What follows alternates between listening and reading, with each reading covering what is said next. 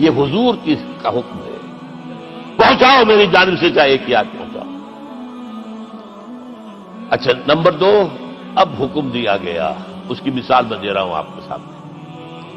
جب ایران کے ساتھ جنگ شروع ہوئی ہے تو سپہ سالار افواج ایران رستم نے وفد بلایا ہے، اے عربو، تم پہلے بھی ہم پر حملے کیا کرتے تھے، لیکن پہلے لوٹ مار کر کے واپس چلے جاتے تھے۔ یہ جان لیجئے، یہ ہسٹری کا ایک موقع ہے خاص، کہ ایک سیٹلڈ سویلائزیشنز ہوتی ہیں اور ایک وہ جو رہتے ہیں سطح مرتفع پر، وہاں پانی نہیں ہوتا، وہ فصل کہاں سے آ جائے گی، یا ریگستان میں جو وہاں بستے ہیں وہ کیا کرتے ہیں؟ وہ وقتاً فوقتاً جاتے ہیں، جپٹا مارتے ہیں، لوٹ مار کرتے ہیں، لے کر وہاں سے دولت آتے ہیں، اسی پر ان کی گزارا تھا۔ تم پہلے بھی آیا کرتے تھے، لوٹ مار کر کے چلے جاتے، اس دفعہ پیچھا بھی چھوڑ رہے بولے کیا؟ ایسی پیاری، یہ کئی روایتوں میں آیا ہے، الفاظ مختلف ہو سکتے ہیں۔ جو مسلمان وفد کا سربراہ تھا اس کا جواب سنیے، انا قد ارسلنا، دیکھو رستم، پہلے ہم خود آتے تھے، اب ہمیں بھیجا گیا ہے، اللہ نے بھیجا محمد کو، محمد نے بھیجا ہمیں صلی اللہ علیہ وسلم۔ کس لیے؟ لنخرج الناس من ظلمات الجہالت الى نور الایمان ومن جور الملوک الى عدل الاسلام۔ اس لیے بھیجا گیا ہمیں کہ نوع انسانی کو شرک اور کفر کی جہالتوں سے نکال کر ایمان کی روشنی میں لائیں، اور بادشاہوں کے ظلم و ستم کے پنجے سے نجات دلا کر عدل اسلام۔ دیکھو ہمارا خلیفہ چٹائی پر بیٹھتا ہے، عمر رضی اللہ تعالی، اس کے تو کوئی خدم و حشم نہیں ہے، کوئی باڈی گارڈ نہیں ہے۔ ایک آیا تھا سفیر ایران کا، مدینے میں آ کر گھوما پھرا، کوئی محل نظر نہیں آیا اسے۔ پوچھتا ہے مسلمانوں سے، اے نا ملک، بھائی تمہارا بادشاہ کہاں ہوتا ہے؟ جواب ملا، لیسا لنا ملکن بل لنا امیر، ہمارا کوئی بادشاہ نہیں، ہمارا امیر ہے۔ کہاں ہے بھائی؟ ہمارے بیت المال کے کچھ اونٹ گم ہو گئے تھے کہ بھائی ملے نہیں، ہمارا خلیفہ تلاش کرنے گیا۔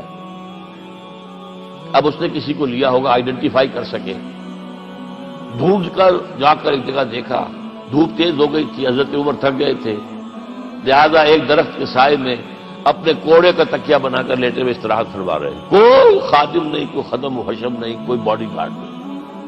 اس وقت وہ کھڑے ہو کر کہتا ہے، عمر تم عدل کرتے ہو، تمہیں کوئی خوف نہیں ہے، ہمارے بادشاہ ظلم کرتے ہیں، لوگوں کا خون پیتے ہیں، انہیں ہر وقت ڈر رہتا ہے، انہیں اونچی اونچی فصیلیں چاہیے، انہیں باڈی گارڈ چاہیے، انہیں حفاظتی دستے چاہیے۔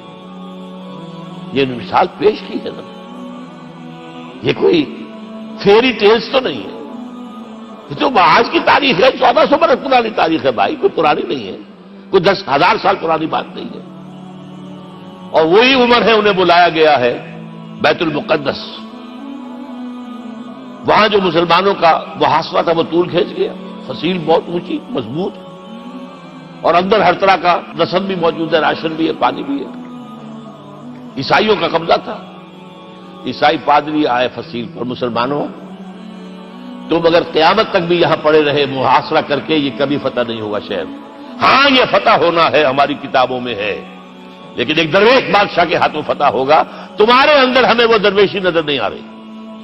وہ چونکہ کچھ عرصہ ہو گیا تھا، شام میں پہنچ گئے تھے، خربوزے کو دیکھ کے خربوزہ رنگ پکڑتا ہے، اچھا لباس پہننا شروع کر دیا، اور وہاں تھے امین هذه الامہ ابو عبیدہ بن الجراح رضی اللہ تعالی عنہ، یکے ازا شرع مبشرہ، ان کا فوراً کلک کیا، یہ بادشاہ مدینے میں بیٹھا ہوا تو ہے۔ یہاں سے ریکویسٹ کی گئی ہے، آپ تشریف لائیے۔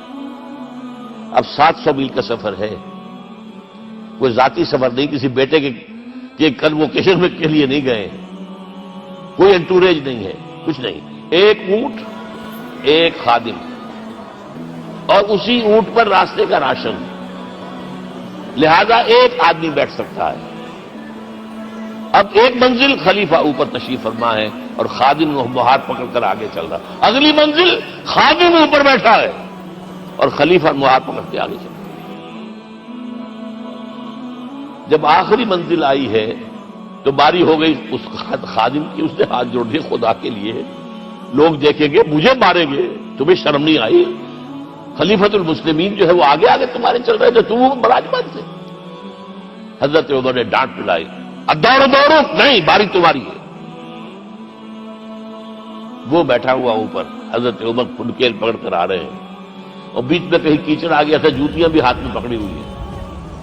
اب وہاں آتے ہی انہیں لے جایا گیا فصیل کے سامنے، انہوں نے اوپر سے اپنی کتابیں دیکھی، ہاں یہی ہے درویش بادشاہ۔ یہ فتح نہیں ہوا تھا یروشلم، یہ ایک صلح کے طور پر انہوں نے دیا ہے، کھول دیا، آ جاؤ۔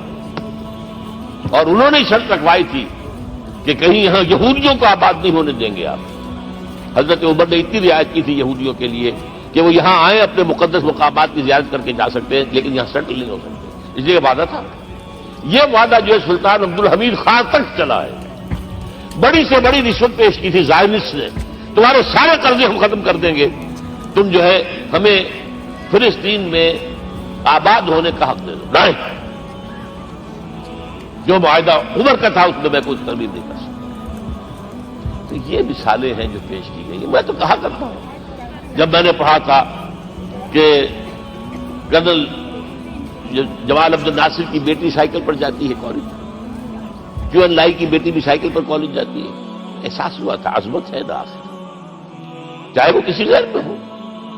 اور واقعہ یہ ہے کہ میں بیان کرنے سے رہ نہیں سکتا، جب میں نے لال بہادر شاستری کے بارے میں سنا، he had no house in the whole of India.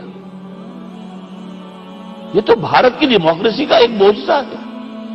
A person who doesn't own a house in the whole length and breadth of India, and he rose to his position of Prime Minister.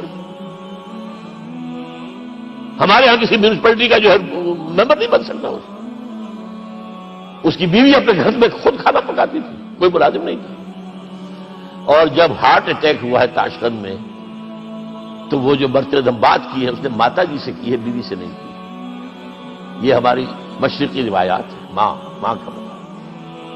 لیکن یہ تمام مثالیں جو ہیں، پوری نوع انسانی 10 مرتبہ پیدا ہو کر ختم ہو جائے، حضرت عمر والی مثالیں نہیں لا سکتے۔